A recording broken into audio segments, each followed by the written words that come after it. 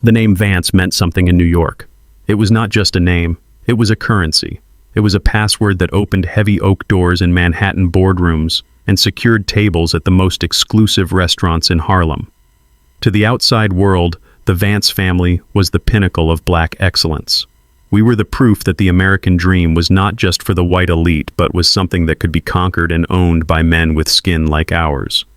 My grandfather Ezra Vance had laid the first brick with his bare hands, and my father Lucius Vance had turned that brick into a fortress of glass and steel worth $57 million. When people saw us, they saw royalty. They saw the bespoke suits and the polished smiles.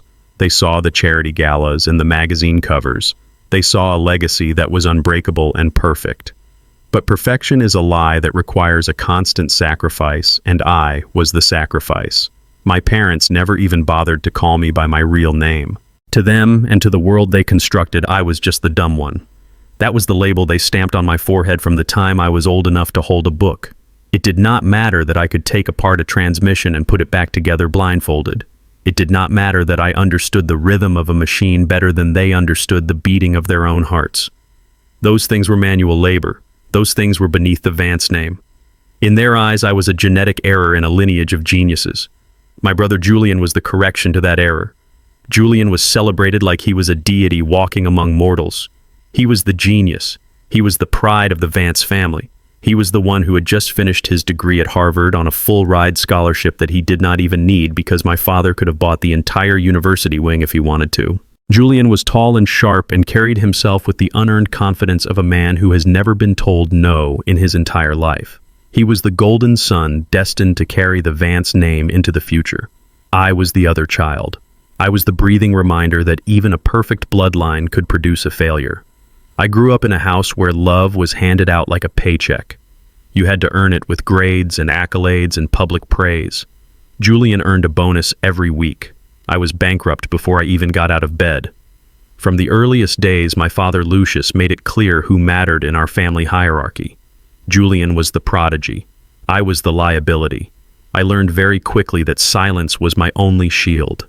If I spoke, I was corrected. If I laughed, I was stared at until the joy died in my throat. I became a ghost haunting my own life. I walked through the marble hallways of our $13 million mansion in upstate New York and felt like a trespasser. The psychological torture was not physical.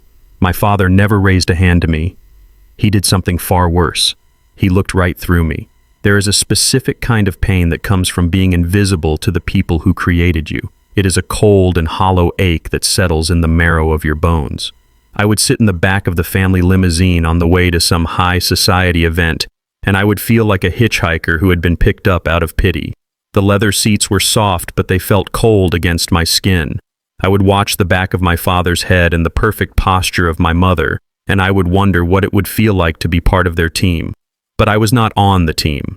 I was just the equipment manager who was expected to stay out of the way.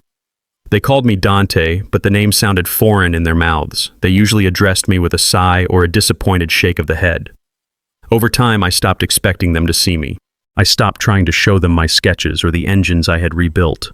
I retreated into a fortress of my own making. I became stoic not because I wanted to be tough, but because I had to survive. I learned to control my face and my voice. I learned to accept their neglect as a fact of nature like the rain or the wind. You do not get angry at the rain for making you wet. You just put up an umbrella. My silence was my umbrella. But beneath that silence, a fire was burning. It was a quiet and blue flame fed by 24 years of humiliation. I was the stain on their perfect portrait, but they did not know that stains are the hardest things to remove.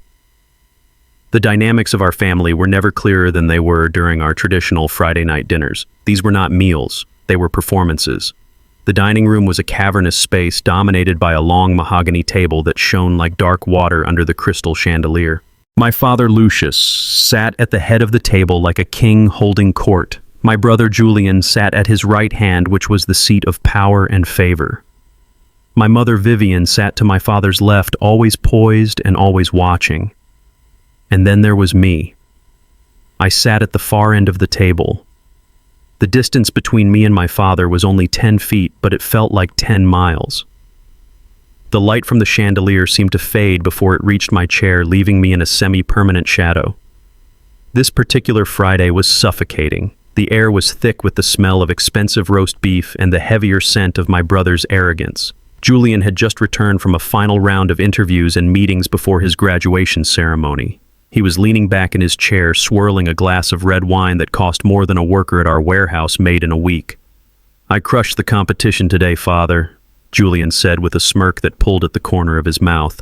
"The investors were eating out of my hand. I told them that the Vance strategy for the next quarter needs to pivot toward tech integration." They looked at me like I had just invented fire. Lucius beamed. His face, which was usually a mask of stone, cracked into a rare smile of genuine pride.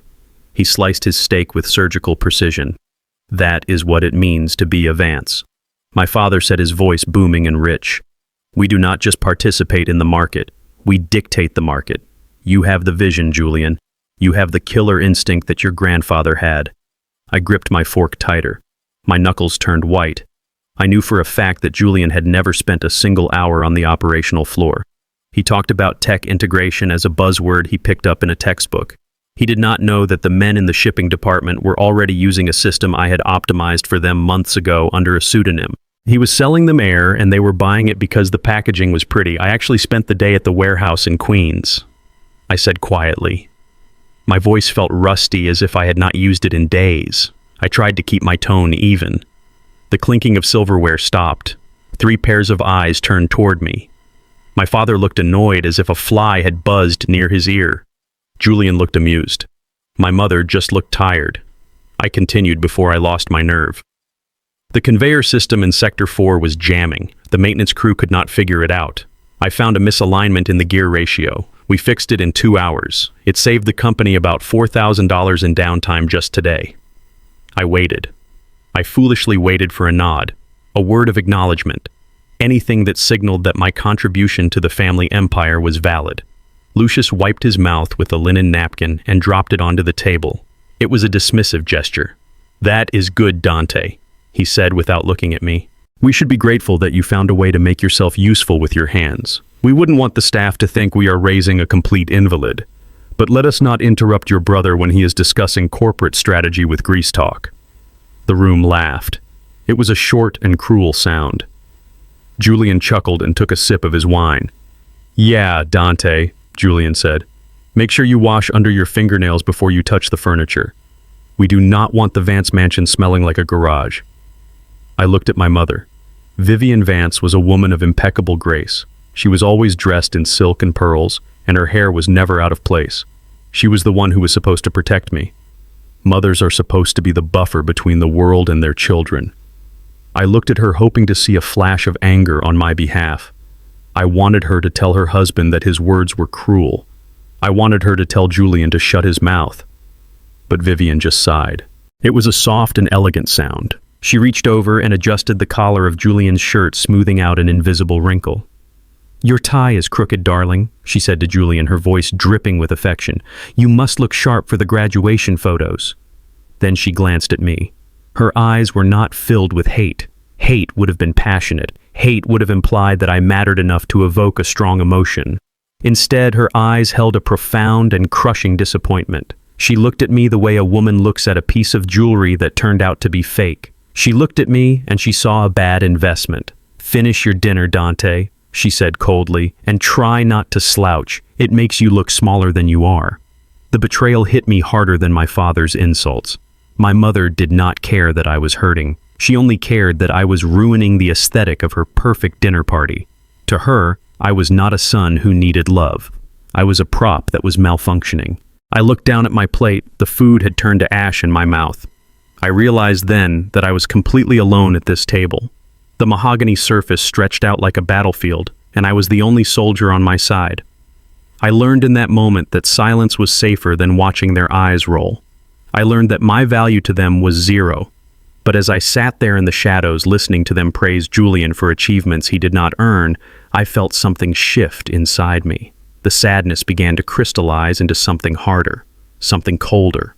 If they wanted me to be the invisible mechanic in the background, then that is exactly what I would be. But they forgot that the mechanic is the one who knows where all the loose screws are. They forgot that the one who builds the machine is the only one who knows how to break it. I took a bite of my food and chewed slowly. I let them enjoy their laughter. I let them enjoy their kingdom.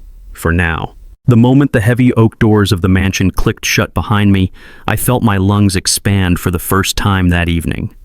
The air inside the house was filtered and scented with expensive potpourri, but it always felt stale to me.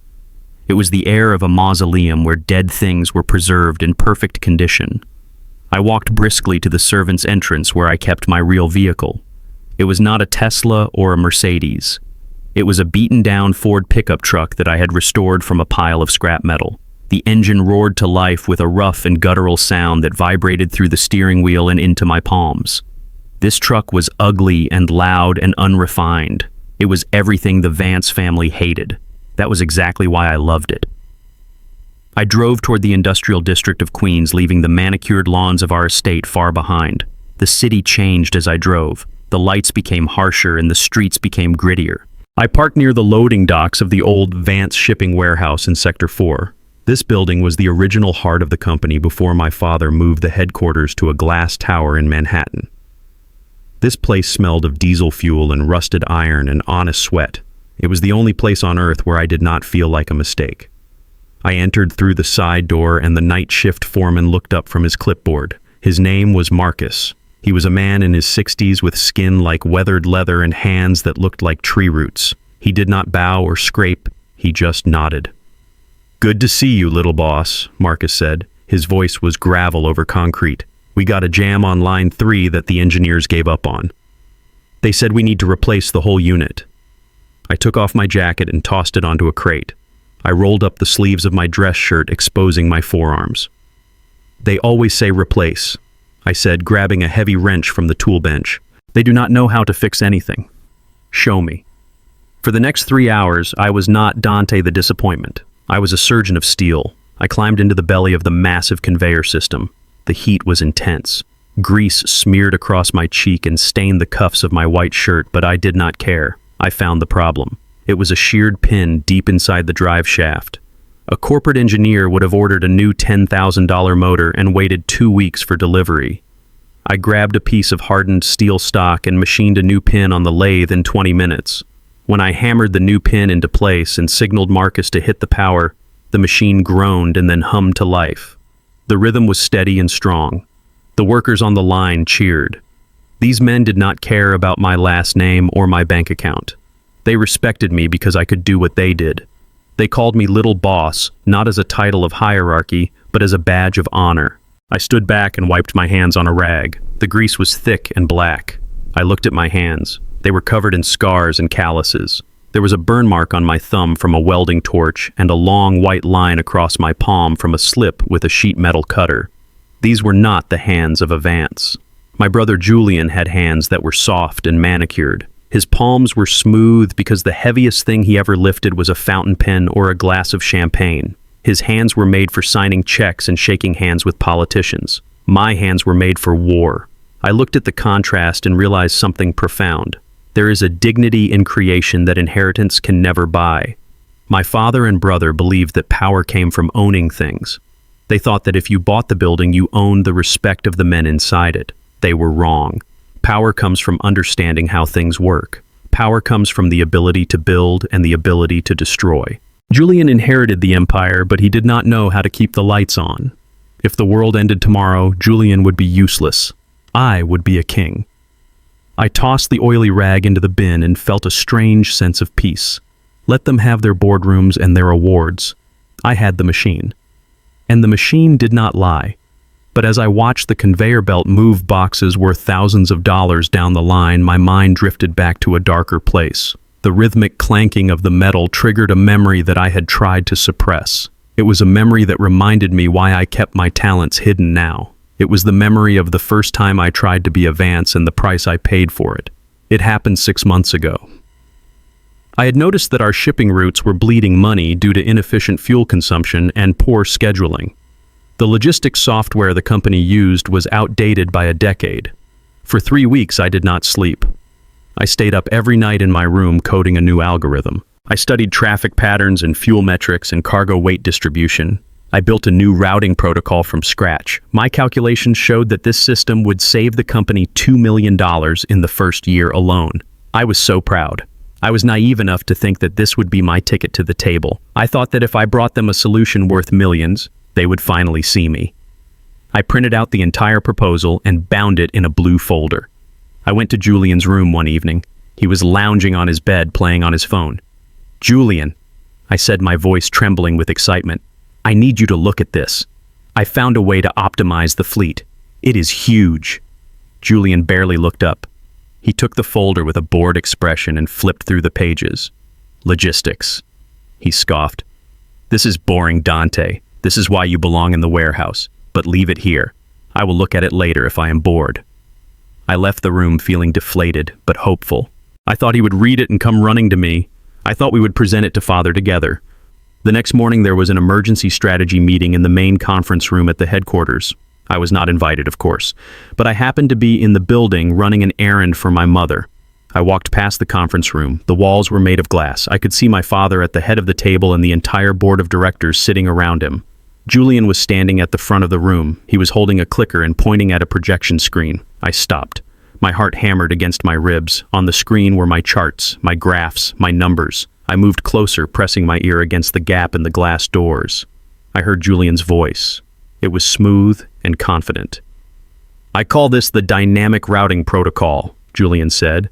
"I have been working on this for weeks. By reconfiguring our traffic algorithms, I project that I can save the company $2 million annually starting next quarter." My breath caught in my throat. He was using my exact words. He was presenting my work, my sleepless nights, my genius as his own. He did not stumble. He did not hesitate. He wore my hard work like a tailored suit. The room erupted in applause. The board members were nodding and smiling. My father, Lucius, stood up. He looked at Julian with that rare expression of awe that I had craved my entire life. "Brilliant," Lucius said loudly. "This is absolute brilliance, son. This is the kind of innovation that keeps the Vance name on top. You are a visionary, Julian." I stood outside the glass aquarium watching the sharks celebrate. My hands clenched into fists at my sides. I squeezed so hard that my fingernails cut into my palms, drawing blood. The physical pain was the only thing that kept me from screaming. I wanted to burst into that room. I wanted to throw this door open and shout that he was a thief and a liar. I wanted to tell them that the genius they were worshiping was actually the son they called dumb. But I froze. A cold realization washed over me like ice water. Who would believe me? I was Dante the failure. I was the one who barely passed gym class. Julian was the golden boy from Harvard. If I walked in there and claimed the idea was mine, they would laugh. They would say I was jealous. They would say I was desperate for attention. My father would look at me with disgust and tell me to stop embarrassing the family. I had no leverage. I had no credibility. I had nothing. I watched Julian accept the praise. He smiled that charming fake smile and shook hands with the directors. He did not look guilty. He looked entitled. He believed that he deserved my ideas simply because he was Julian Vance. In his mind, my labor was just another natural resource for him to exploit, like the oil in the ground or the workers in the warehouse. That moment broke something in me, but it also built something new. I turned away from the glass door and walked down the hallway. I did not cry. I did not confront him. I swallowed the rage and let it settle in my stomach like a heavy stone. I learned the most important lesson of my life that day. Being right is not enough. Being talented is not enough. You need power. You need leverage. And you never ever show your hand until you are holding the gun. Immanuel Kant once said that out of the crooked timber of humanity, no straight thing was ever made. My family was crooked timber. They were twisted by greed and perception. I realized that if I wanted to win, I could not just play their game better. I had to change the game entirely. I decided then that I would never give them another thing. I would let them think I was stupid. I would let them think I was useless. I would work in the shadows and build my own empire of skills and secrets. And when the time was right, I would not just present an idea. I would present a reckoning. Back in the warehouse, the memory faded as the machine hummed its steady rhythm. I looked at the grease on my hands again. This was real. The $2 million Julian stole was gone, but the mind that created it was still here. They could steal the fruit, but they could not steal the tree. And one day the tree would grow roots so deep that it would crack the foundation of their precious glass tower. I picked up my wrench and went back to work. There were more machines to fix, and I had a lot of time to sharpen my blade while I waited for the sun to rise. The betrayal of a father is a sharp pain, like a knife to the gut. It is direct, and it is honest in its cruelty. A father tells you to your face that you are not enough. But the betrayal of a mother is different. It is a slow poison. It is disguised as care and wrapped in soft words and gentle touches until it stops your heart. I had spent my life thinking that my mother Vivian was a victim of my father's domineering personality. I thought she was a silent observer who secretly wished she could love me the way I needed to be loved. I told myself that her distance was a survival mechanism. I was wrong. I was 24 years old when I learned that the hand that rocks the cradle can also be the hand that strangles the spirit. It happened 3 days after the incident with the stolen logistics proposal. I came home early from the warehouse. My body was aching from 12 hours of manual labor, but my mind was active. I was working on a new design for a hybrid fuel injection system. I had built a prototype scale model out of aluminum and brass, which I kept on the shelves in my bedroom. That room was my sanctuary. It was the only place in the Vance mansion where I allowed my true self to exist. The walls were covered in blueprints I had drawn by hand. The shelves were lined with engines I had built from scratch and books on mechanical engineering that I had read a dozen times. I walked down the hallway and opened my door, expecting the smell of machine oil and old paper. Instead, I was hit with the scent of lavender and bleach. I stopped in the doorway. My room was unrecognizable. The walls were bare. The blueprints were gone. The shelves that had held my intricate models were empty. The desk where I spent thousands of hours drawing was completely clear. The room looked sterile. It looked like a guest room in a hotel where no one actually lived. It was white and pristine and terrified me. I turned around and saw my mother sitting in the small armchair by the window. She was reading a fashion magazine. She looked up at me and smiled a small and tight smile that did not reach her eyes. "Hello, Dante," she said calmly. "You are home early. Where is my stuff?" I asked. My voice was low. I felt a panic rising in my chest. Where are my drawings? Where are my engines? Vivian closed the magazine and set it down on the side table. She stood up and smoothed the front of her silk dress. She walked toward me with the grace of a queen addressing a peasant. "I had the maids do a deep clean today," she said. "We have the graduation party coming up and we might have guests touring the house. I could not let them see this room looking like a scrapyard." It was embarrassing, Dante. A scrapyard. I repeated the words. Those were not scrap. Those were prototypes. The engine model on the top shelf took me 6 months to machine. The blueprints on the wall were original designs.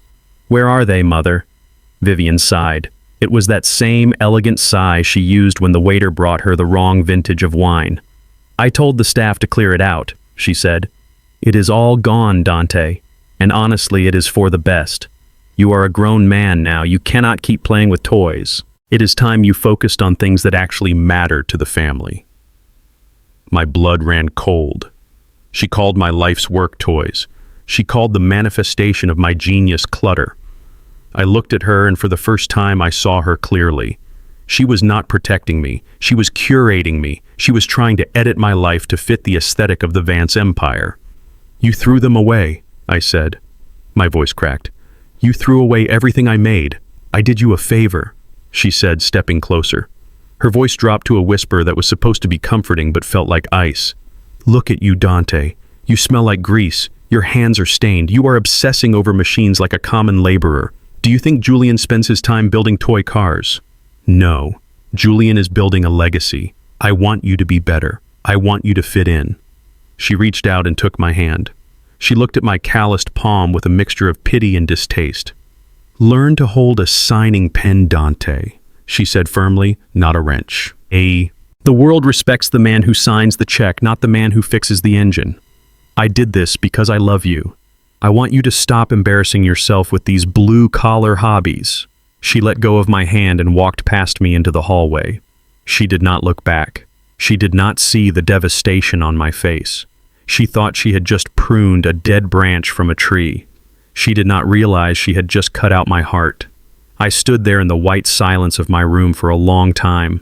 The emptiness screamed at me. I felt a stinging sensation behind my eyes, but I refused to let the tears fall. Tears were for children who believed that crying would bring comfort. I knew now that there was no comfort to be found in this house. I turned and ran down the back stairs.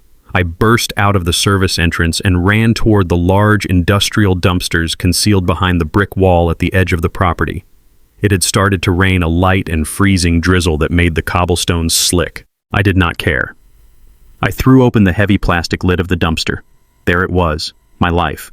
My blueprints were torn in half and soaked in coffee grounds from the kitchen waste. My brass engine model lay at the bottom of a black trash bag, its delicate flywheel bent and broken. The suspension system I had designed was crushed under a pile of discarded floral arrangements. I climbed into the dumpster. I did not care about the smell. I did not care about the slime on my expensive shoes. I began to dig. I pulled out the pieces of my work one by one. I wiped the filth off the aluminum parts with my sleeve. I tried to smooth out the wet paper of my drawings. I gathered the fragments of my identity like a man collecting the bones of a loved one. I sat there in the trash surrounded by the wreckage of my passion, and I felt something die inside me. The boy who wanted to make his mother proud died in that dumpster. The boy who thought that if he just built something beautiful enough she would finally love him took his last breath. I looked at the broken brass gear in my hand. It was cold and heavy. I realized then that Vivian Vance did not love me. She loved the idea of a son. She loved the accessory that matched her life. She wanted a son she could show off at galas, not a son who understood the mechanics of the world. She saw my talent as a defect. She saw my passion as a stain. I climbed out of the dumpster holding the box of broken parts against my chest. The rain mixed with the dirt on my face. I stood in the driveway and looked up at the window of my mother's bedroom. The light was warm and golden. She was probably in there preparing for bed, thinking she had done a good deed. She was sleeping soundly, believing she had fixed me. I made a vow right then and there. I would never let her see me bleed again. I would never let her see me hope. I would take these broken pieces and I would hide them where she could never reach them. I would build a wall of ice around my heart so thick that her indifference could never freeze me again. I walked back into the house through the servants' entrance. I went to my room and placed the wet box under my bed. I did not try to fix the models that night. I just lay in the dark and stared at the white ceiling. I felt a strange new sensation. It was not sadness. It was clarity. The bond was severed. I was no longer bound by the need for her approval. She had tried to break me, but she had only hardened me. She wanted me to hold a pen. Fine, I would hold a pen. But when I finally wrote my name on the pages of history, I would make sure she knew that the ink was made from the ashes of the things she tried to destroy. The mother I thought I had was gone. In her place was just another obstacle. And obstacles are meant to be overcome. The atmosphere in this Vance estate during the final 72 hours before Julian's graduation was not one of celebration. It was one of hysteria. The air was thick with the scent of imported lilies and the sharp tang of anxiety. My mother Vivian moved through the hallways like a general on a battlefield, barking orders at a platoon of caterers and florists who were terrified of making a mistake. This was not just a party. This was a coronation. The king and queen were preparing to present the crown prince to the kingdom, and everything had to be flawless. I was not a prince in this narrative. I was the scullery maid. I was the invisible hand that made the magic happen, so the royals did not have to dirty their fingers. On Wednesday morning, my mother shoved a claim ticket into my chest as I walked into the kitchen to get coffee. "Go to the tailor in Manhattan," she said without looking at me. Her eyes were scanning a guest list that contained over 400 names. "Pick up Julian's tuxedo, and for God's sake, do not fold it. Hang it in the back of the truck and drive slowly. If there is a single wrinkle on that jacket, do not bother coming home." I looked at the ticket. It was for a bespoke suit from a tailor on Fifth Avenue whose suits cost more than my truck was worth. "I have a shift at the warehouse in an hour," I said. Vivian stopped writing. She looked up at me with eyes that were cold and hard like polished marbles. "Cancel it," she said. "This is your brother's moment, Dante. Are you really going to be selfish enough to put your little manual labor job above the family? Just go get the suit." I did not argue. Arguing with Vivian Vance was like shouting at a wall. You only hurt your own throat. I took the ticket and walked out to my truck. I drove into the city fighting the midday traffic. When I arrived at the tailor shop, the man behind the counter looked at my work boots and my flannel shirt with a sneer. He handed me the garment bag with 2 fingertips as if he was afraid he might catch a disease from my poverty. I carried the suit back to the truck. It was heavy. The fabric was Italian silk woven with threads of pure vanity. I hung it carefully in the back seat. As I drove home, I glanced at the suit in the rearview mirror. That empty shell of clothing represented everything my family valued. It was expensive and beautiful on the outside and completely hollow on the inside. It was perfect for Julian. When I returned to the mansion, I found my father Lucius standing in the foyer. He was inspecting the arrangement of the champagne tower. He was wearing his smoking jacket and holding a crystal glass of scotch, even though it was only 2 in the afternoon. He watched me walk in with the garment bag. He did not say thank you. He did not ask how the drive was. "Take it upstairs to his room," Lucius commanded. "Then come back down. I need you to review the seating chart with the event planner. I want to make sure the senator is not sitting next to that loudmouth from the tech sector." I walked up the grand staircase, feeling the weight of the suit and the weight of my father's dismissal. I hung the suit in Julian's massive walk-in closet.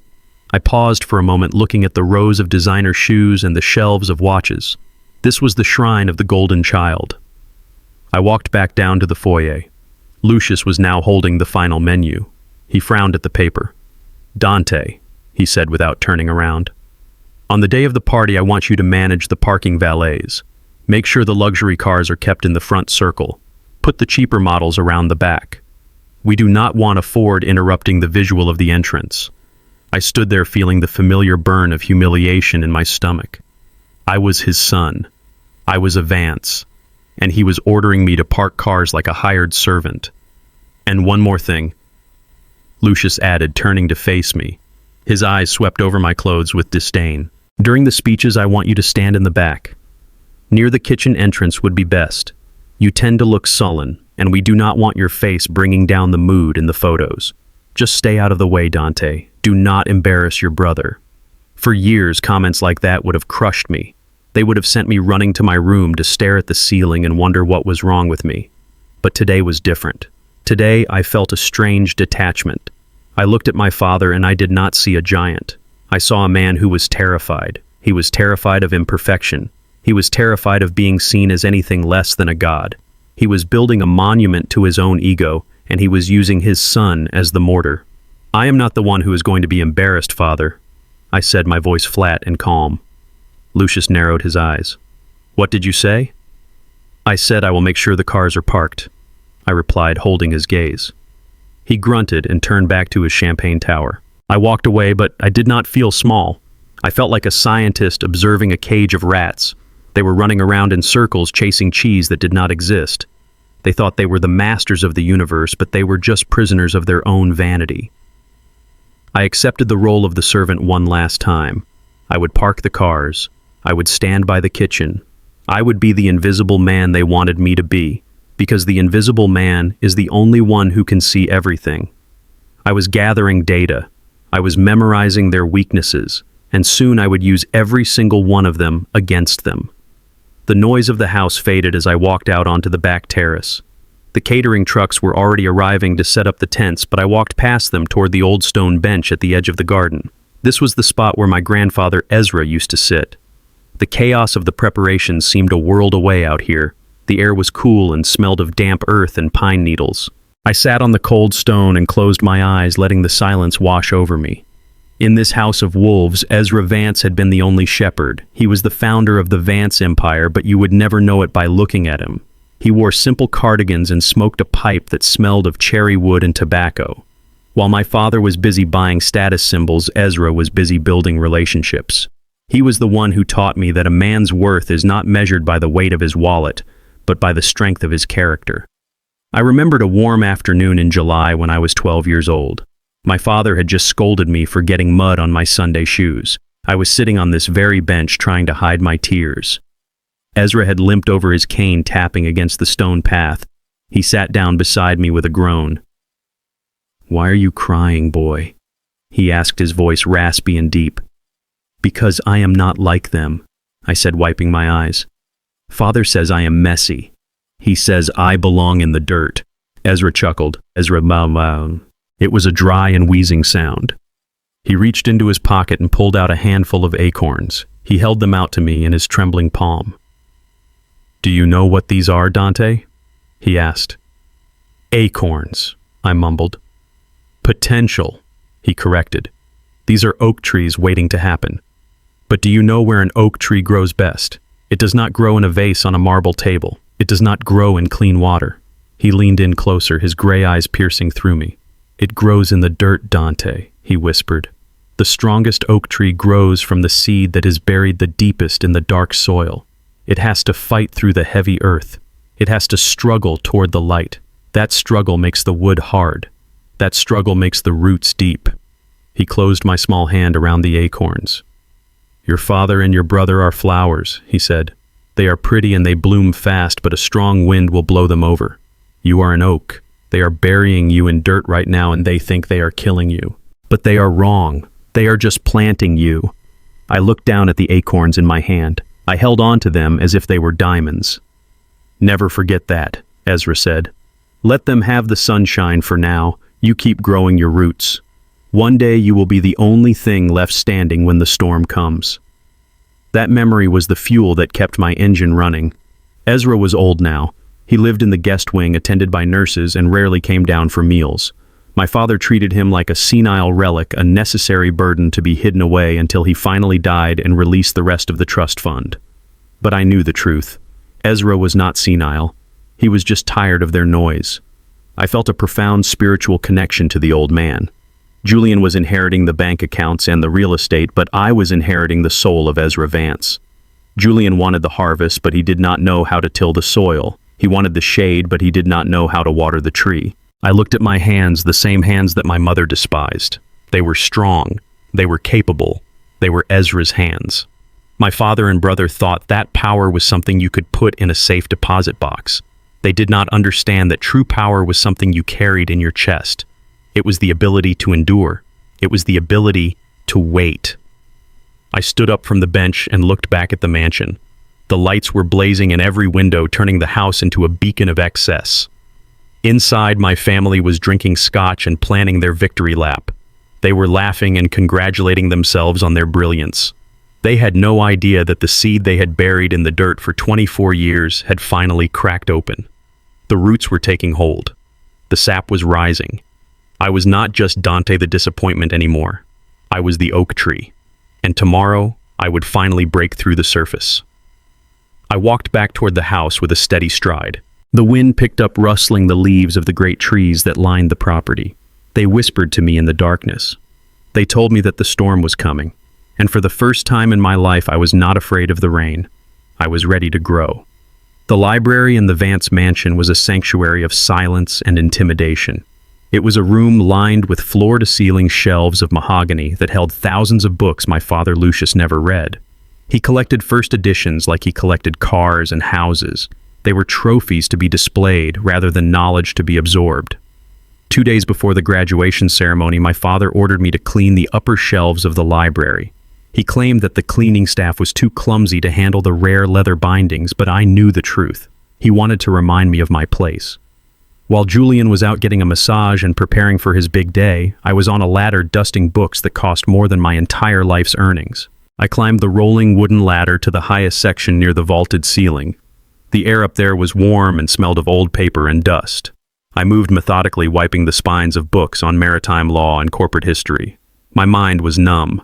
I was running on autopilot, trying to conserve my energy for the humiliation I knew was coming at the party. I reached for a thick black volume tucked into the corner. It was not a printed book. It was a bound manuscript with a cracked leather spine. As I pulled it out, my grip slipped on the dust and the heavy book tumbled from my hands. It hit the hardwood floor with a heavy thud that echoed through the quiet room. I froze, waiting for my father to storm in and berate me for my clumsiness, but the house remained silent. I climbed down the ladder to retrieve it. The book had fallen open. It was not a collector's item. It was a handwritten journal. I recognized the script immediately. It was the jagged and forceful handwriting of my grandfather, Ezra Vance. I picked it up. The cover was stamped with the words, Operations Journal, 1985. This was from the year the company truly exploded into an empire. I began to turn the pages. It was not just a record of shipments and profits. It was a diary of leadership. Ezra had written down his philosophy on how to treat men, how to negotiate with unions, and how to spot talent. I read a passage where he described firing a manager who had disrespected a janitor. A man who cannot respect the broom cannot be trusted with the crown, Ezra had written. I turned the page and a loose piece of paper fluttered out. It was a piece of personalized stationery from my father's desk, but the writing on it belonged to Ezra.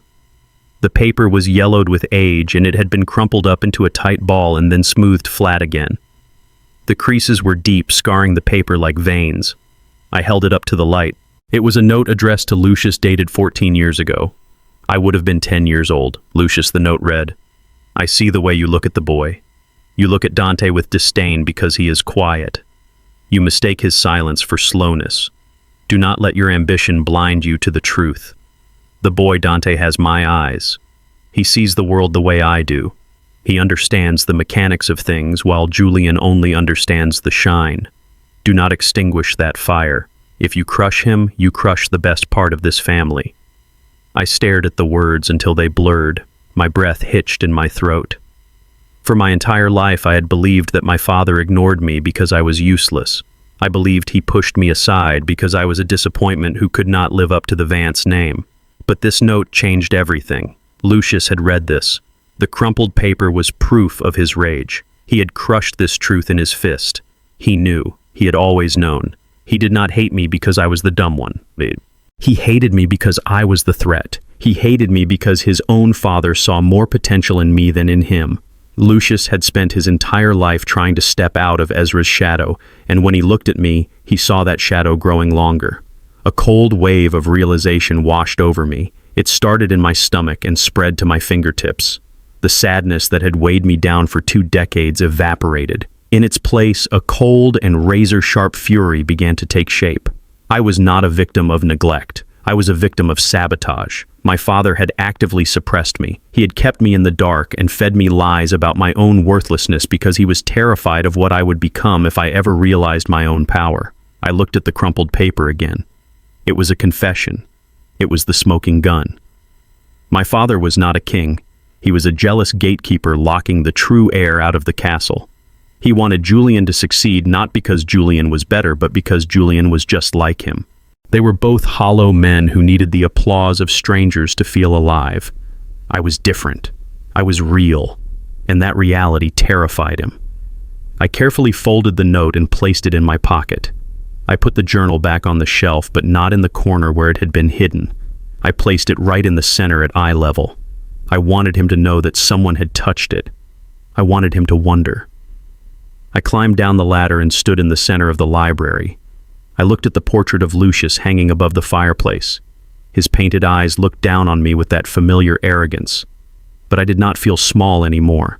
I felt dangerous. I realized that for 24 years I had been a lion raised in a cage of sheep, believing I was just a deformed lamb. But I had just seen my reflection in the water. I knew what I was now, and lions do not ask for permission to eat. They hunt. The morning of the graduation ceremony arrived with a chaotic energy that vibrated through the floorboards of the mansion. The sun was barely up, but the house was already alive with the sound of running footsteps and shouting voices. Today was the day, the coronation of Julian Vance.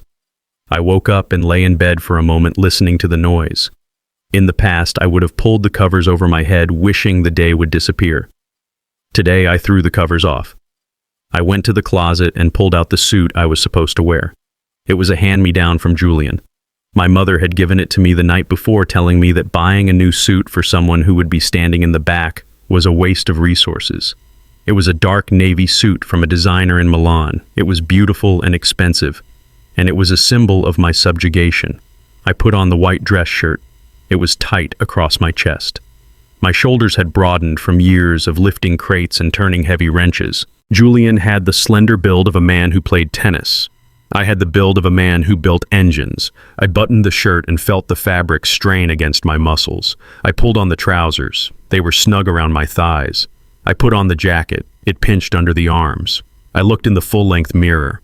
I looked like a man wearing a costume that was 2 sizes too small. It was a physical representation of my life in this family.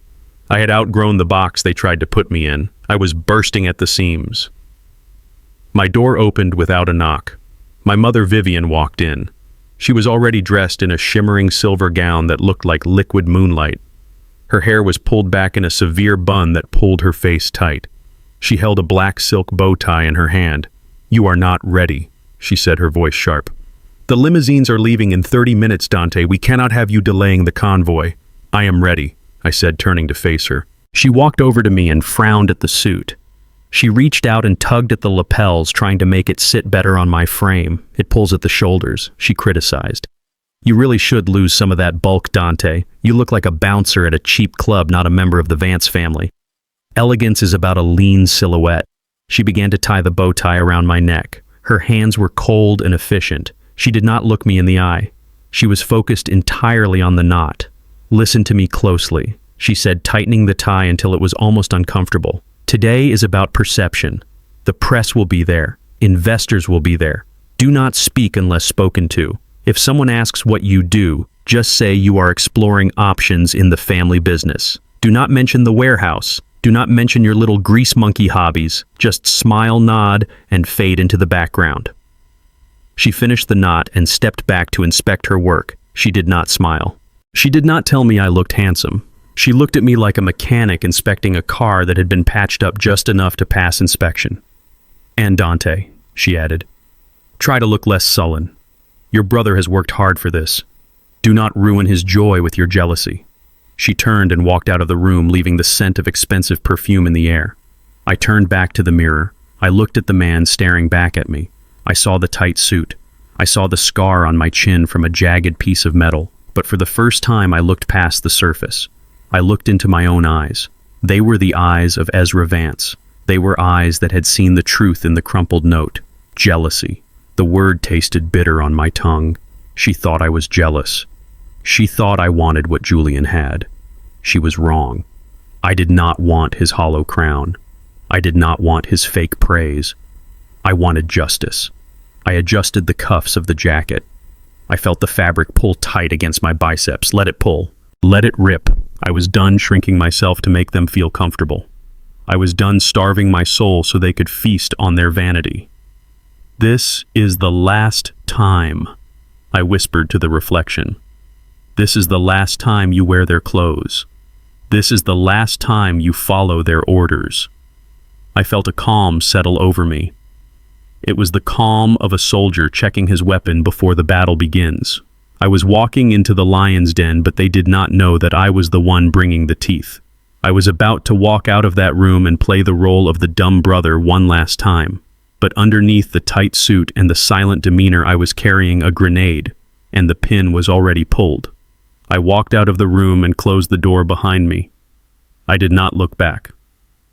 The boy who lived in that room was dead. The man who walked down the hallway was someone they had never met. The drive to the ceremony would be long. The speeches would be boring. But I could wait. I had waited 24 years. I could wait a few more hours. Because when the moment came, I knew exactly who I was. And soon they would know too. The grand ballroom of the Pierre Hotel on Fifth Avenue was a cathedral of excess. It was a space designed to make human beings feel small and insignificant beneath the crushing weight of wealth. The ceiling soared 50 feet above our heads, adorned with crystal chandeliers that dripped light like frozen rain. The walls were lined with silk damask, and the floors were polished parquet that reflected the movement of the guests like a dark mirror. This was the stage my family had chosen for their triumph. It was loud, it was bright, and it was suffocating. The room was filled with the cream of the crop. This was the black elite of New York City. These were the men and women who had climbed the mountain of American capitalism and planted their flags at the summit. I saw senators shaking hands with tech moguls. I saw real estate tycoons laughing with famous neurosurgeons. The air smelled of expensive cologne and vintage champagne and the metallic scent of ambition. To an outsider, this looked like a celebration of community and success. It looked like progress. But I was not an outsider. I was a prisoner on the inside. I stood near the back wall, half concealed by a massive floral arrangement of white lilies and hydrangeas that stood 6 feet tall. From my vantage point, I watched the social machinery at work. I saw the way eyes darted over shoulders during conversations looking for someone more important to talk to. I saw the way smiles were practiced and held for exactly 3 seconds before vanishing. I saw the invisible price tags hanging from every tuxedo and every evening gown. A woman in a red dress walked past me. She brushed against my arm and recoiled slightly. She looked at my suit, which was ill-fitting and dark. She looked at my face, which was set in a stone expression. Then she looked away immediately. She assumed I was security or perhaps a member of the waitstaff who had stepped out of line. I was a non-entity to her. I did not have the aura of power that radiated from the men in the center of the room. I did not smell like money. I leaned back against the cool plaster of the wall and swirled the sparkling water in my glass. I was observing a masterclass in deception. These people were not friends. They were sharks swimming in the same tank, agreeing not to bite each other as long as the food kept coming. They clapped each other on the back, but their hands were always ready to push. I watched my brother Julian moving through the crowd. He was in his element. He wore a tuxedo that was tailored to within a millimeter of his life. The lapels were satin, and the fabric was midnight blue. He held a flute of champagne in one hand, and he used the other to gesture expansively as he spoke. He was charming. He was magnetic. He threw his head back when he laughed, exposing his throat in a display of supreme confidence. People flocked to him. They wanted to be close to the air. They wanted to touch the hem of his garment, hoping that some of the Vance fortune would rub off on them. I saw a prominent investment banker lean in and whisper something in Julian's ear. Julian nodded solemnly, pretending to understand the complexities of the market. I knew for a fact that Julian had failed his macroeconomics midterm twice before my father made a donation to the department. But it did not matter. The truth did not matter in this room. Only the performance mattered. My mother Vivian was never far from his side.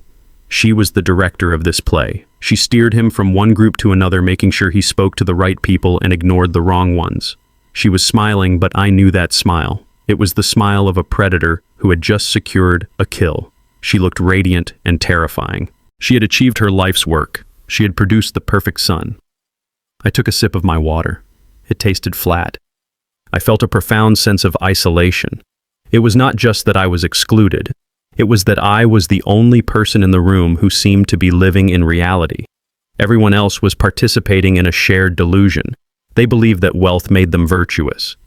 They believed that status made them worthy. I looked at the tuxedoed men and I wondered how many of them were happy. I wondered how many of them went home to empty mansions and stared at the wall. I wondered how many of them had sons like me whom they had buried in the shadows to protect their image. The hypocrisy was nauseating. We were celebrating a graduation, but we were really celebrating a merger. Julian was merging with the family brand. He was becoming a logo, and I was the defect that had been recalled to the factory. I watched a waiter walk by with a tray of caviar blinis. He caught my eye and gave me a tired nod. He saw me. The help saw me. To the servers and the valets and the cleaners, I was visible because I carried the same heaviness in my shoulders that they did. We were the ones who carried the weight so the beautiful people could float. I checked my watch. It was a cheap digital watch with a rubber strap that I had bought at a hardware store. It was the only act of rebellion I was wearing tonight. It was 8 o'clock. The speeches were about to begin. The execution was scheduled. I took a deep breath and steeled myself. I told myself that I was an anthropologist studying a primitive tribe. I told myself that their rituals could not hurt me. But as the lights began to dim and the murmuring of the crowd softened into a hush, I felt my heart rate accelerate. The lie was about to be cemented in history, and I had to stand there and watch the cement dry. The spotlight cut through the darkness like a blade. It landed on the center of the stage, illuminating the podium. The microphone's stand, chrome and gleaming, waited for the master's voice. My father, Lucius Vance, stepped into the light. The room erupted. It was not polite applause. It was thunder. It was the sound of 600 people acknowledging power. Lucius stood there and let the applause wash over him. He did not smile. He looked solemn and regal. He raised one hand, and the room fell silent instantly. He was a conductor, and the audience was his orchestra. He gripped the sides of the podium with his large hands. "Ladies and gentlemen," Lucius began, his voice booming through the speakers. "Thank you for joining us tonight. We are gathered here not just to celebrate an academic achievement. We are here to celebrate the continuity of a legacy." He paused for effect. He looked out over the crowd, making eye contact with the most powerful men in the room. The Vance name was built on a foundation of excellence. He continued, "My father, Ezra Vance, laid the first stone. I built the walls, But a house is nothing without a future to inhabit it. A legacy is dead if there is no one strong enough to carry the torch. He turned slightly and gestured to the side of the stage where Julian was standing. Tonight, I am proud to present to you the future. My son, Julian Vance. Julian stepped into the spotlight. The applause returned louder than before. He stood next to our father, beaming. He looked like a prince who had just been anointed by God himself. Lucius placed a hand on Julian's shoulder. It was a heavy and possessive gesture. Julian has proven himself at Harvard, Lucius said. But more importantly, he has proven that he possesses the spirit of this family. He has the vision. He has the drive. And tonight, I am making it official. The room held its breath. This was the moment everyone had come for. This was the transfer of power. I am announcing that effective immediately, Julian will be named the Vice President of Strategic Operations for Vance Industries, Lucius declared. And to ensure he has the resources to lead, I am transferring the majority of the family's voting shares to him. Gasps rippled through the room. This was it, the keys to the kingdom. But that is not all. Lucius smiled, showing his teeth. A leader must live like a leader. The company valued at $57 million is now his responsibility. To help him shoulder that burden, I am gifting him the deed to our Manhattan residence valued at $13 million. And because Vance must always move forward, he will find a brand new Tesla Model X waiting for him at the curb. The crowd went wild. $57 million, $13 million, a luxury car. These were not gifts. These were weapons. My father was arming Julian for a war he did not know how to fight. He was handing a machine gun to a toddler. I stood by the lilies and felt a physical blow to my chest. It was not jealousy. It was the sheer magnitude of the injustice. $57 million built on the backs of men like Marcus in the warehouse, built on the efficiency of systems I had repaired, built on the logistics I had designed, and it was all being handed to a boy who thought manual labor was a disease. Julian looked overwhelmed with joy. He shook my father's hand and then hugged him. It was a performance of filial piety that made my stomach turn. They pulled apart and Julian took the microphone. "Thank you, Father," Julian said, his voice smooth. "I am humbled. I promise to take everything you have built and make it greater. I was born for this." The arrogance of that statement hung in the air. Born for this, as if his DNA entitled him to the sweat of other men's brows. Then it happened. The moment that seared itself into my soul forever. My father took the microphone back. He looked out at the crowd basking in their adoration. Then his eyes moved. He looked past the front tables. He looked past the investors and the politicians. His gaze traveled all the way to the back of the room, to the shadowed corner where I stood next to the kitchen doors. He locked eyes with me. The distance was great, but his expression was clear. It was a look of absolute triumph. His eyes were cold and mocking. He curled his lips slightly. It was a micro-expression that only I could see. He was speaking to me without words. He was saying, "Look at him, Dante. Look at the son I chose. Look at the son who matters. You are nothing. You are the shadow. You will die in the dark and no one will remember your name." I held his gaze. I did not blink. I did not look down. My heart was pounding against my ribs like a trapped bird, but I kept my face frozen. He looked away first. He dismissed me. He turned back to Julian and raised his glass. "To Julian," Lucius shouted. "To the future! To the future!" The crowd roared back, raising hundreds of crystal glasses. Music swelled. The celebration resumed. The noise was deafening. But in my head there was only silence. The silence of the grave. My father had just buried me alive in front of 600 witnesses. He had declared my non-existence. I looked at Julian, who was now laughing and accepting back slaps from men twice his age. He looked invincible. He had the money. He had the house. He had the car. He had the father. I had a crumpled note in my pocket and grease under my fingernails. But as I watched them toast to their own greatness, I felt the cold fury in my gut turn into something solid. It hardened into a spine of steel. They thought the story was over. They thought the credits were rolling. They did not know that the movie had not even started yet. I reached into my pocket and touched the edge of the envelope that the stranger had not yet delivered. I did not know he was coming. I did not know that in 5 minutes my life would change. All I knew in that moment was that I was still standing. My father had tried to crush me with his wealth and his words, but I was still standing. The oak tree does not scream when the wind hits it. It just holds its ground. I tightened my grip on my glass until I thought it might shatter. "Enjoy the champagne, Julian," I whispered to the empty air. "Enjoy the light, because the sun is going down, and you have no idea what lives in the dark." The room was vibrating with the energy of 1,000 false congratulations. The applause had settled into a steady hum of conversation and the clinking of expensive crystal. My brother Julian stood at the center of the room, surrounded by a phalanx of admirers. He looked like a sun king holding court. He was laughing at something a senator said, his head thrown back in a display of practiced ease.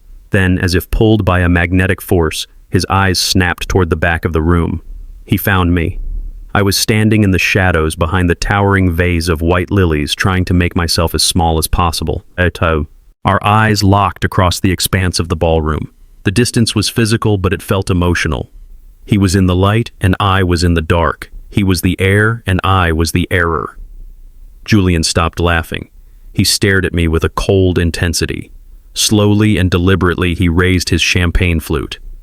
It was not a gesture of brotherhood. It was not an invitation to join him. It was a mock toast. His lips curled into a smirk that was sharp enough to cut glass. It was a look of absolute domination. In that silent exchange, he was screaming at me without opening his mouth. He was saying, "I won, Dante. I took the money, I took the company, I took the house. And you are standing there in my old suit watching me live the life you will never have." I felt a surge of bile rise in my throat. My hand gripped the stem of my water glass so hard that I felt the glass begin to flex.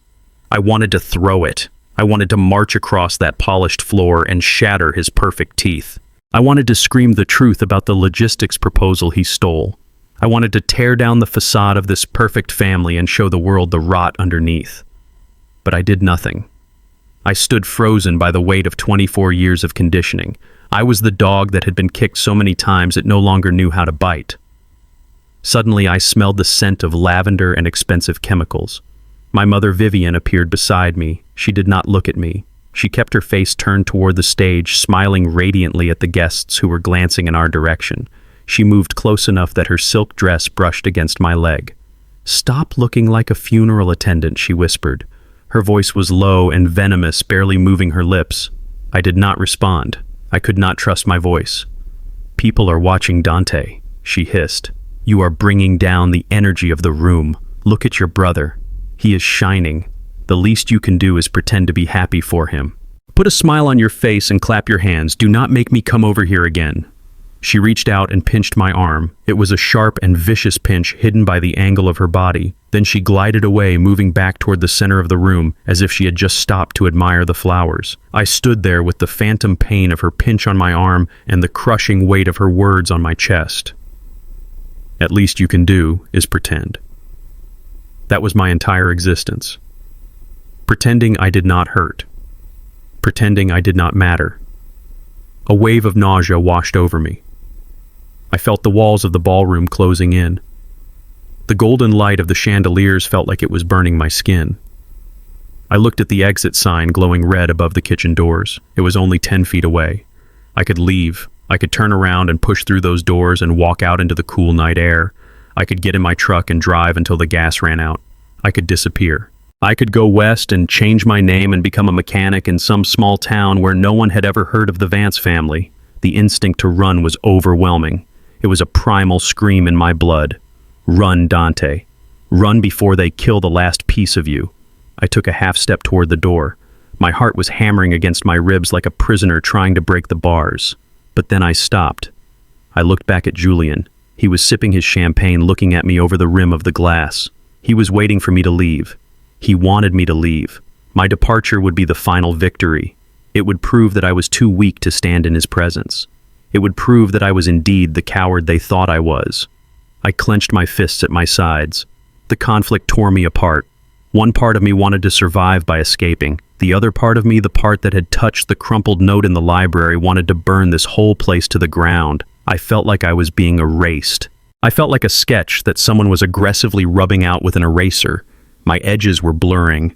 My identity was dissolving into the background noise of their celebration. "I am Dante Vance," I whispered to myself. "I am not a shadow. I am the oak tree." I forced my feet to stay planted on the parquet floor. I would not run. I would endure this humiliation. I would drink this cup of poison down to the dregs, and I would not die. I stood taller. I fixed my face into a mask of stone. I looked at Julian, and I refused to blink. If he wanted to see me suffer, he would have to look closer. I was not going to give him the satisfaction of seeing my back. The music swelled again, a jazz quartet playing a lively tune that felt grotesque against the turmoil in my mind. The air was thick with laughter and the clinking of silverware. I felt alone in a way that is impossible to describe to someone who has never been an orphan in their own home. I was surrounded by 600 people, but I might as well have been standing on the surface of the moon. And then the atmosphere shifted. It was subtle at first, a ripple in the crowd near the main entrance. The laughter did not stop, but the heads began to turn. The air in the room seemed to drop a few degrees. I watched as the sea of tuxedos and gowns parted. They were not parting for a celebrity or a politician. They were parting out of instinct. They were moving out of the way of something dangerous. A man was walking through the crowd. He was not a guest. He did not have the soft and pampered look of the elite. He was tall and broad-shouldered, wearing a black suit that fit him with military precision. He moved with a predator's grace, silent and efficient. He was not looking at the stage. He was not looking at Julian. He was not looking at the waiters. His eyes were locked on me. He moved in a straight line, cutting through the chaos of the party like a shark cutting through water. People stepped back as he passed, their smiles faltering for a second before they resumed their conversations. He carried an aura of absolute seriousness that clashed with the frivolous nature of the event. He held a thick white envelope in his left hand. I felt a shiver run down my spine. I did not know this man, but I knew instinctively that he was not here to celebrate. He was here for business, and I was the business. He reached the back of the room where I stood. He did not smile. He did not offer a handshake. He stopped 2 feet away from me. Up close, he looked even more formidable. His face was weathered and hard, with eyes that looked like they had seen things most men in this room would pay to avoid. He placed the envelope on the high cocktail table beside me. The sound of the heavy paper hitting the wood was audible even over the music. It was a solid sound, a real sound. He leaned in close. His cologne smelled of sandalwood and cold rain. He spoke in a voice that was low and rough, like gravel grinding together. "It is time to tell them who you really are, Dante Vance." The words hit me like a physical blow. Who you really are. I stared at him, my mouth slightly open. How did he know? Who sent him? Before I could ask a single question, the man straightened his jacket, gave me a single sharp nod, and turned around. He walked away just as quickly as he had arrived, disappearing into the crowd of laughing guests. Within seconds, he was gone, leaving only the envelope and the echo of his voice in my ear. I looked down at the envelope. It was plain white with no return address. It was sealed with red wax. My name was written on the front in bold black ink, Dante Vance. My hand trembled as I reached for it. My fingers brushed against the paper and I felt a jolt of electricity. This was not just paper. This was weight. This was potential energy waiting to be released. I picked it up. It was heavy. Much heavier than a letter should be. I looked around the room. My father was still on stage, shaking hands. My mother was still smiling her fake smile. Julian was still drinking his champagne. They had no idea. They thought the script was written. They thought the play was over. But as I held that envelope against my chest, I felt the ground beneath my feet begin to shift. The despair that had choked me moments ago was replaced by a terrifying clarity. The stranger was right. It was time. I slid my finger under the flap of the envelope. The sound of the paper tearing was the loudest thing in the world. I was about to open Pandora's box. And for the first time in my life, I was not afraid of the monsters inside. I was afraid of what I would do to them. The red wax seal on the back of the envelope was stamped with the family crest. It was a lion holding a key.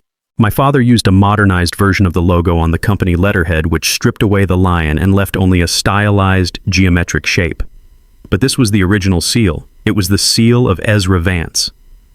I hooked my thumb under the heavy paper and broke the wax. It crumbled with a dry, snapping sound that was lost beneath the jazz music filling the ballroom. My hands were steady now. The trembling had stopped. I felt a strange calm descending on me. It was the calm of a man who has already fallen off the cliff and realized he knows how to fly. I pulled out the stack of documents. They were bound in blue legal covers and smelled of old ink and preservation. I moved slightly to the left, angling the paper to catch the light from a sconce on the wall. The first page was a legal deed. The header was bold and uncompromising. Irrevocable transfer of controlling interest and executive authority. I scanned the text. My eyes raced over the dense paragraphs of legalese, but the meaning was crystal clear. It was a transfer agreement signed 5 years ago. It detailed the ownership of the Vance Corporation. It listed the Class A voting shares, the intellectual property rights to all current and future patents, and the ultimate veto power over the board of directors. My breath caught in my throat. According to my father's speech 10 minutes ago, he was giving the company to Julian. But my father only held the title of CEO. He did not hold the controlling shares. I looked at the signature at the bottom of the page. It was the shaky but undeniable signature of Ezra Vance. And next to it was the name of the beneficiary, Dante Vance. I flipped to the clause regarding the effective date. The text was specific. This transfer shall execute automatically and irrevocably upon the 25th birthday of the beneficiary. I froze. I looked at the date on my cheap digital watch. Today was May 22nd. Today was my birthday. I let out a breath that was half laugh and half sob. In the chaos of the graduation party and the coronation of Julian, everyone had forgotten. My mother had forgotten. My father had forgotten. Even Julian, who shared the same blood, had not said a word. I had been so beaten down by their neglect that even I had barely registered the date. But Ezra had not forgotten. He had set this trap 5 years ago, and he had timed it to spring on the very day I became a man in the eyes of the law. Behind the legal documents was a handwritten letter. The paper was cream-colored and thick. I recognized the jagged script immediately. I could almost hear my grandfather's raspy voice reading the words in my head. My dear Dante. If you are reading this, then you have survived. I know what it is like to live in that house. I know the coldness of your mother's ambition and the blindness of your father's pride. I have watched you for years. I saw you when you were 10 years old fixing the broken toaster that the maid was going to throw away. I saw you when you were 16 sneaking out to the warehouse to learn how to weld. I saw you wipe the grease from your hands before dinner so they would not mock you. They call you slow. They call you the disappointment. But I know the truth. You are the only one who listens. You are the only one who treats the janitor with the same respect as the senator. I watched you share your lunch with Marcus at the loading dock. I watched you rebuild that engine when everyone else said it was scrap. You have the heart of a builder, Dante. Your father and brother only have the hunger of consumers. I could have given you this power years ago. But you were not ready. You needed to be forged in the fire. You needed to feel the weight of being nothing so that you would understand the responsibility of being everything. Power does not belong to the man who craves it like Julian. It belongs to the man who knows how heavy it is. It belongs to the man who has carried the burden in the dark. Do not doubt yourself any longer. The company is yours. The legacy is yours. I built it, and now I am giving it to the only man I trust to keep it standing. Step out of the shadows, son. It is time to lead. Love, grandfather. I lowered the letter. The paper was shaking in my hand. I looked up at the ballroom. The scene before me looked different now. The tuxedoed men and the jeweled women no longer looked like gods. They looked like actors on a stage that I now owned. My father was standing near the buffet table laughing at a joke. He looked small. He looked like a tenant who had forgotten to pay the rent. Julian was holding his champagne glass like a scepter, but it was just a piece of glass. A profound shift occurred deep within my psyche. For 24 years, I had internalized their narrative. I believed I was the mistake. I believed I was the beta version of the perfect product that was Julian. I had accepted my silence as a symptom of my weakness. I thought I stayed quiet because I was afraid to speak.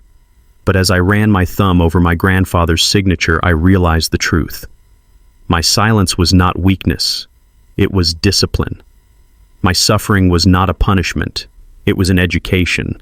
I had spent my life in the engine room while they partied on the deck. That meant I was the only one who knew how to steer the ship. I was not a victim. I was a sleeper agent. The anger that had been simmering in my gut cooled down into something solid and unbreakable. It was the feeling of steel hardening. I looked at the legal documents again. Irrevocable. That word was beautiful. It meant there was nothing they could do. My father could scream, my mother could cry, Julian could throw a tantrum, but the law was on my side. The truth was on my side. I felt a sudden rush of gratitude for the years of neglect. If they had loved me, they might have made me soft. If they had accepted me, I might have become like them. I might have become arrogant and hollow, but their cruelty had saved me. It had forced me to build my own value. It had forced me to find my worth in the work of my hands and the content of my character. I folded the documents and placed them back into the envelope.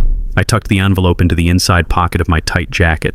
It pressed against my ribs like a shield. I took a deep breath. The air in the ballroom no longer felt suffocating. It felt thin and clear. I was done waiting. I was done hiding behind the lilies. I was done being the ghost at the feast. I looked at the stage where the microphone still stood. It was waiting. I adjusted my cuffs. I straightened my tie. I remembered my mother's voice telling me to stay in the back. I remembered my father's eyes mocking me from the podium. "Happy birthday, Dante," I whispered to myself. I took the first step away from the wall, then another. My stride was long and purposeful. I was not walking like a servant anymore. I was walking like the landlord coming to serve an eviction notice.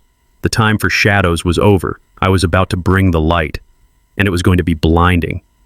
The jazz band was playing a spirited rendition of a classic standard, but to my ears the music sounded like a funeral dirge for the life I was leaving behind. I pushed away from the wall. The movement was small, but it felt like I was dislodging a boulder that had been stuck for 1,000 years. My mother Vivian was the first to notice my advance. She was standing near the edge of the dance floor holding court with the wife of a federal judge. Her eyes flicked toward me and widened in alarm. She saw something in my face that she had never seen before. She saw disobedience. She saw a storm front moving in against the wind. I walked past the table where I had been assigned to sit. I did not look at the empty chair. I walked through the sea of tables weaving between the tuxedoed guests with a fluidity that surprised me. I was not slouching. My spine was straight. My chin was up. For years I had walked with my head down, trying to avoid their gaze, trying to avoid the judgment. But now I wanted their eyes on me. I wanted them to see the man they had ignored. I brushed past a waiter carrying a tray of empty glasses. He stumbled slightly and looked at me with apology, but I did not stop. The envelope in my jacket pocket burned against my chest like a brand. It was the only heat I needed. I reached the center aisle. The path to the stage was clear. It was a runway of red carpet meant for the stars of the evening. It was meant for Lucius and Julian. I stepped onto it. My heavy work boots, which I had polished until they shone like obsidian, struck the floor with a solid and authoritative rhythm. Guests began to turn. The whispers started. They rippled outward from the aisle like waves from a stone thrown into a pond. "Where is he going?" someone whispered. "Is that the other son?" another voice asked. I kept my eyes fixed on the stage. My father Lucius was standing near the podium holding a fresh glass of scotch. He was laughing at something Julian had said. They looked like a two-headed monster of arrogance. They were so drunk on their own success that they did not see the executioner walking toward them until I was 10 feet away. Lucius stopped laughing. He squinted against the glare of the spotlights. When he recognized me, his face contorted into a mask of confusion and then pure, unadulterated rage. He took a step forward to the edge of the stage. "Dante," he hissed. His voice was low, but it carried the weight of a thunderclap. "What the hell do you think you are doing? Get back to your seat." I did not stop. I reached the stairs at the side of the stage. There were 5 steps. 5 steps between the ground and the gods. I took the first one. Julian turned to look at me. His face was flushed with champagne and victory. He looked at me with a mixture of amusement and pity. He thought I was coming to beg. He thought I was coming to make a clumsy toast and embarrass myself. "Look who decided to join the party." Julian sneered loud enough for the front row to hear. "Are you coming to congratulate me, little brother? Don, not worry, I will let you sit in the Tesla if you promise not to dirty the seats." I took the second step, then the third. Lucius moved to intercept me. He looked like he was about to physically shove me off the platform. "I gave you a direct order," Lucius growled. "Step down immediately. You are embarrassing the family." I took the final step. I was on the stage. The lights were blindingly hot up here. I could see the sweat beading on my father's forehead. I could smell the expensive alcohol on his breath. I looked him in the eye. He was a tall man, but in that moment, he looked insignificant. "I am not the one embarrassing the family, father," I said calmly. "You are." Lucius froze. He was not used to defiance. He was used to obedience. Before he could process my words, I stepped past him. I walked directly to the microphone stand. Julian was standing next to it, his hand still resting on the chrome shaft as if he owned the sound waves themselves. I reached out and gripped the microphone. Julian tried to hold on to it, but I tightened my hand. My grip was forged in the warehouse. My grip was built by turning rusted bolts and lifting engine blocks. Julian's grip was built by holding pens. There was no contest. I ripped the microphone from his hand with a force that made him stumble back. The movement caused a screech of feedback to tear through the speakers. It was a high-pitched wail that sounded like a siren. The music stopped instantly. The room went dead silent. 600 guests froze. Glasses stopped halfway to mouths. Laughs died in throats. Every single pair of eyes in the grand ballroom was locked on me. I stood alone at the front of the stage. The silence was heavy and thick. It was the silence of a held breath. I looked out at the sea of faces. I saw my mother in the front row, her hand covering her mouth, her eyes wide with terror. She knew. Mothers always know when they have lost control of their children. I brought the microphone to my lips. My voice was steady. It did not tremble. It did not waver. "I apologize for interrupting this performance," I said. My voice boomed through the hall, echoing off the vaulted ceiling. "But there is a truth that needs to be corrected." Julian stepped forward, his face twisting into a snarl.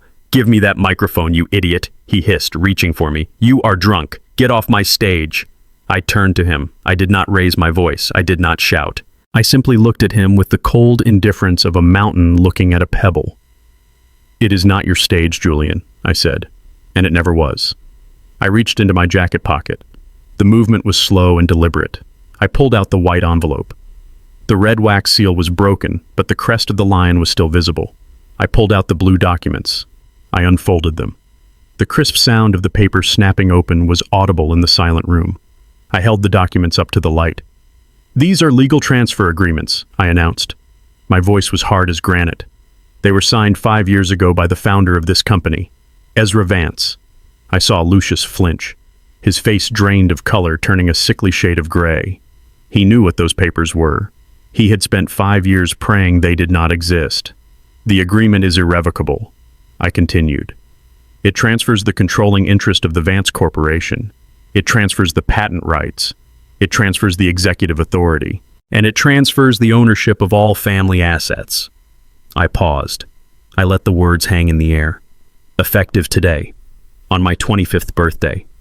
Everything you see, the company, the house, the accounts, it does not belong to Julian, and it does not belong to Lucius." I looked directly at my father. "It belongs to me, Dante Vance." The room erupted. It was not applause this time. It was a chaotic wave of gasps and whispers. People stood up, craning their necks. The shock was palpable. Lucius lunged at me. The veneer of the dignified CEO vanished. He was a desperate man watching his kingdom burn. He grabbed for the papers, his eyes wild. "That is a lie!" he screamed. His voice cracked. "Those are forgeries. That old man was senile. He did not know what he was signing. Give me those papers." I stepped back easily, avoiding his clumsy grasp. He knew exactly what he was doing. I said, he was protecting his legacy from a man who only knows how to spend it. Security. Lucius roared, turning to the side of the stage. "Get him off the stage. He is trespassing. He is stealing my company." 2 large security guards in black suits started to move toward the stairs. Julian was laughing nervously, a high-pitched and hysterical sound. "You are insane, Dante!" Julian shouted. "Grandfather would never leave anything to you. You are the mechanic. You are the mistake. You think anyone is going to believe a piece of paper you printed out?" The security guards were halfway up the stairs. The tension in the room was at a breaking point. I stood my ground, clutching the papers. I was ready to fight. I was ready to drag this whole facade down into the mud if I had to. But then a sound cut through the chaos. It was a sharp, rhythmic tapping. Clack, clack, clack. It was the sound of a heavy wooden cane striking the polished floor. It was coming from the main entrance doors at the back of the room. The double doors swung open with a heavy groan. The stranger who had delivered the envelope walked in first. He held the door open. And then a wheelchair moved into the light. The room fell silent again. This silence was different. It was the silence of reverence. Ezra Vance sat in the wheelchair. He was 84 years old. His body was frail, his skin like parchment paper draped over brittle bones. But his eyes were alive. They burned with a fierce and ancient intelligence. He held a cane in his lap, his knuckles white as he gripped the wood. Lucius froze. He looked at his father like he was seeing a ghost. "Father," Lucius whispered, "you should be in bed." Ezra ignored him. He signaled to the stranger, who began to push the wheelchair down the center aisle. The crowd parted instantly. Men who controlled millions of dollars stepped back and bowed their heads. This was the original king. This was the source of the river. The stranger pushed Ezra all the way to the base of the stage. The old man lifted his hand and the stranger locked the wheels. Ezra looked up at me. A small, proud smile touched his lips. Then he looked at Lucius. The smile vanished. "I am not senile, Lucius," Ezra said. His voice was raspy, but it was amplified by the acoustics of the room. It carried to the back corners. "And I am not confused." He pointed a shaking finger at the papers in my hand. "I signed those papers," Ezra declared. "I signed them because I have watched this family for 20 years. I watched you, Lucius, turn my company into a soulless machine. You treat people like numbers. You treat loyalty like a weakness." Lucius opened his mouth to speak, but Ezra cut him off. "Silence," the old man commanded. He turned his gaze to Julian. Julian shrank back under the weight of his grandfather's judgment.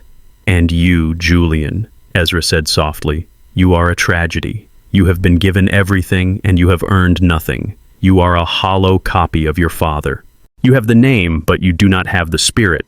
You think leadership is about standing in the light. You think it is about the applause." Ezra gripped the armrests of his chair and pulled himself up. The stranger moved to help him, but Ezra shook him off. He stood up on trembling legs, leaning heavily on his cane. He stood tall. "Dante is the only one of you who knows what it means to build," Ezra announced, his voice rising. "He knows what it is to work in the dark. He knows what it is to be overlooked. He has the dirt of my warehouse on his hands, and that dirt is worth more than all your silk suits combined." He looked at the crowd. "Dante Vance is the true heir. He is the keeper of the soul of this family. And as long as I draw breath, his claim is absolute."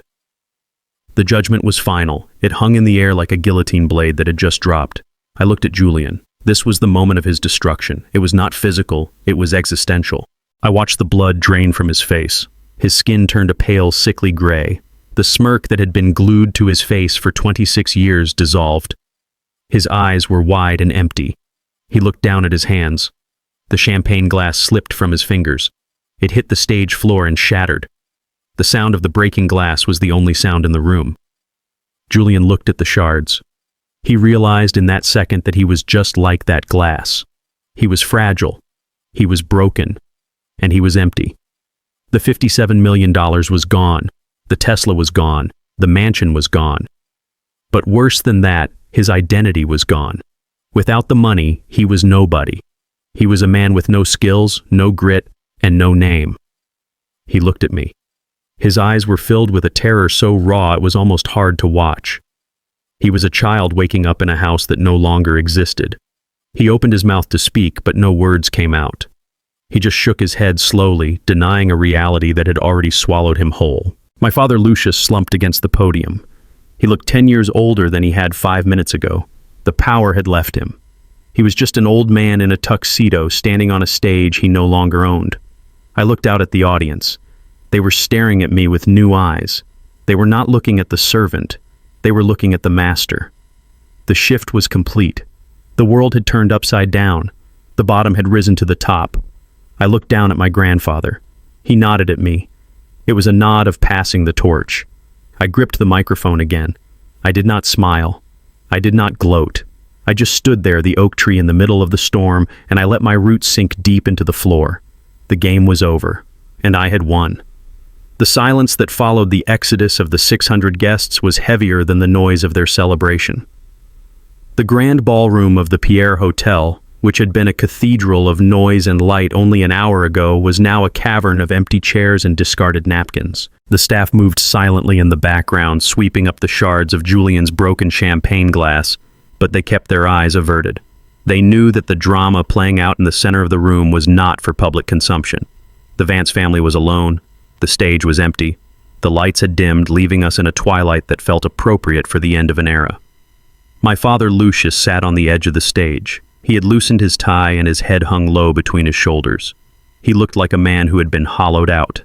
The arrogance that had sustained him for 60 years had evaporated, leaving behind a frightened old man who realized he had bet on the wrong horse. He did not look at me. He could not look at me. To look at me would be to acknowledge his own failure, and Lucius Vance was a man who would rather go blind than see his own flaws. My brother Julian was sitting on the polished parquet floor. His tuxedo jacket was unbuttoned and his legs were splayed out in front of him. He was weeping. It was not a dignified weeping. It was the ugly and gasping sobbing of a child who has had his favorite toy snatched away. He kept looking at his hands as if he could not understand why they were empty. He had held the world in those hands just an hour ago, and now he held nothing but air. I stood near the center of the room watching them. I felt no triumph. I felt no joy. I felt only a cold and clinical detachment. I was a surgeon who had just cut out a tumor. The surgery was successful, but the patient was ugly to look at. Then I heard the click of heels on the wood. My mother Vivian was walking toward me. She had composed herself. She had wiped the shock from her face and replaced it with a look of maternal concern. It was a mask I had seen 1,000 times, but tonight I saw the cracks in the porcelain. She stopped 3 feet away from me. She reached out a hand as if to touch my arm, but she stopped when she saw the look in my eyes. "Dante," she said softly. Her voice trembled with a practiced emotion. I did not answer. I just looked at her. "Dante, my son," she continued, stepping closer. "I am so proud of you. I truly am." I raised an eyebrow. The audacity of the lie was almost impressive. "Proud," I repeated. The word tasted like ash. "Yes," she said hurriedly. Her eyes darted around the room, calculating her next move. "I always knew you had a fire in you. I was hard on you because I wanted to push you. I wanted to make you strong. When I threw away those toys of yours, it was because I wanted you to focus. And look at you now. You have taken command. You are a true Vance." She smiled. It was a desperate and fragile smile. She reached for my hand again. "We can work together, Dante," she whispered. "You will need guidance running the company. You will need someone to manage the social side, the image. I can help you. We can be a team, you and me." I looked at her manicured hand hovering near mine. I remembered the day she threw my blueprints in the dumpster. I remembered the rain on my face. I remembered her telling me to learn how to hold a pen. I took a step back. Her hand fell into the empty space between us. "You do not love me, Mother," I said. My voice was calm and final. "You love the winner. Dante, please." She started to protest, tears welling up in her eyes. "Stop," I said. "Do not insult my intelligence. You threw me away like trash when you thought I was useless. You sat there tonight and told me to clap for the brother who stole my work. You told me to be invisible. You cannot love the shadow and then claim the light." I pointed to the door. "I am not Julian," I said. "I do not need your approval to breathe, and I do not need your help to lead. You made your choice, Vivian. You bet on the golden boy. You lost." Her face crumpled. The mask shattered completely. She looked at me with a mixture of fear and hatred. She realized that her manipulation, which had worked on my father and brother for decades, was useless against me. I was immune to her poison because I had been drinking it for 24 years. "I have won," I said. "But you have lost a son." She stood there for a moment, her mouth opening and closing as if she were a fish gasping for air. Then she turned and walked away. She walked toward Lucius, seeking comfort from the only other person in the room who understood her hollowness. I turned my attention to Julian. He was still sitting on the floor, staring at nothing. I walked over to him. He flinched when my shadow fell over him. He looked up at me, his eyes red and swollen. "You took everything," Julian whispered. His voice was hoarse. "You took my life." I looked down at him. I did not feel hate. I did not feel the urge to kick him while he was down. I felt a profound pity. He was a victim too. He was a victim of excessive praise. He had been crippled by having everything handed to him. He had never developed the muscles to stand on his own because he had been carried his whole life. "I did not take your life, Julian," I said gently. "I gave it back to you." He looked confused. "You were living a lie," I told him. "You were trying to be a CEO when you do not even know how to read a balance sheet. You were trying to be a king when you are just a boy. That weight would have crushed you. The company would have failed under your watch and you would have been destroyed by the shame." I crouched down so I was eye level with him. "You are free now," I said. "You do not have to pretend to be a genius anymore. You can go find out who you actually are. You can go find out what you are actually good at. Maybe it is not business. Maybe it is something else. But for the first time in your life, the choice is yours." He stared at me. I saw the fear in his eyes, but beneath the fear I saw a flicker of relief. The pressure was gone. The expectations were gone. He was nothing, and that meant he could be anything. I stood up. I adjusted my jacket. I felt the envelope against my ribs. "I will make sure you have enough money to start over," I said. "But you will not have a seat on the board, and you will not have an office in the tower. If you want a job, you can come to the warehouse. Marcus is looking for an apprentice. You can learn to work with your hands. It might do you some good." I left him there on the floor. I walked away from the wreckage of my family.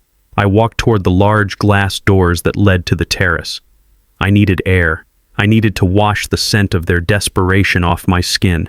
The night air of New York City was cold and biting. It hit my face like a slap, waking me up from a long and suffocating dream. I walked to the edge of the stone balcony and looked out. The city was spread out before me, a grid of light and darkness stretching to the horizon. Millions of lights. Millions of lives. I heard the hum of the electric wheelchair behind me. My grandfather Ezra rolled up beside me. He parked the chair and engaged the brake. We stood there in silence for a long time, watching the traffic move on Fifth Avenue far below. "You did well," Ezra said. His voice was rough like old bark. "I did what I had to do," I replied. Ezra nodded. He reached into his pocket and pulled out a cigar. He did not light it. He just held it, rolling it between his fingers. "Do you feel it?" he asked. "What?" I asked. "The weight," he said. $57 million. Thousands of employees. The legacy of this name. It is heavy, Dante. It crushed your father. It would have crushed Julian. I looked at my hands. They were the same hands that had fixed the conveyor belt. They were the same hands that had dug my models out of the dumpster. They were strong. "It is just a tool," I said. "The money is just fuel. The company is just a machine. It does not own me. I own it." Ezra smiled. He looked at me with the pride that felt real. It was not the pride of a parent showing off a trophy. It was the pride of a teacher watching his student surpass him. "Your father built walls," Ezra said. "He wanted to keep people out. He wanted to hoard the wealth. What will you do?" I looked at the skyline. I thought about Marcus and the men in the warehouse. I thought about the wasted potential of people who were overlooked because they did not have the right last name or the right suit. "I am going to build bridges," I said. "I am going to restructure the hiring process. No more hiring based on pedigree. We hire based on skill. I am going to invest in the community. I am going to turn the warehouse into a training center for young engineers who cannot afford college." I turned to look at Ezra. "I am going to prove that you can build an empire without losing your soul," I said. "I am going to show them that the Vance name stands for something more than just profit." Ezra nodded slowly. He reached out and patted my hand. His skin was dry and cool, but his grip was firm. "The oak tree has broken the surface," he whispered. "Now watch it grow." I looked back at the city. I felt a sense of peace that I had never known. For 24 years, I had defined myself by what I was not. I was not the smart one. I was not the favorite. I was not the heir. But tonight, I knew what I was. I was not a victim of my family. I was a survivor. The abuse, the neglect, the silence, it had all been a forge. It had burned away the weakness and left only the iron. My mother's cruelty had taught me independence. My father's scorn had taught me resilience. My brother's arrogance had taught me humility. They had tried to bury me. But they forgot that I was a seed. I took a deep breath, filling my lungs with the cold air. I thought about the boy who used to sit at the end of the table in the dark. I wanted to tell him that it was going to be okay. I wanted to tell him that the darkness was not a prison, it was a womb.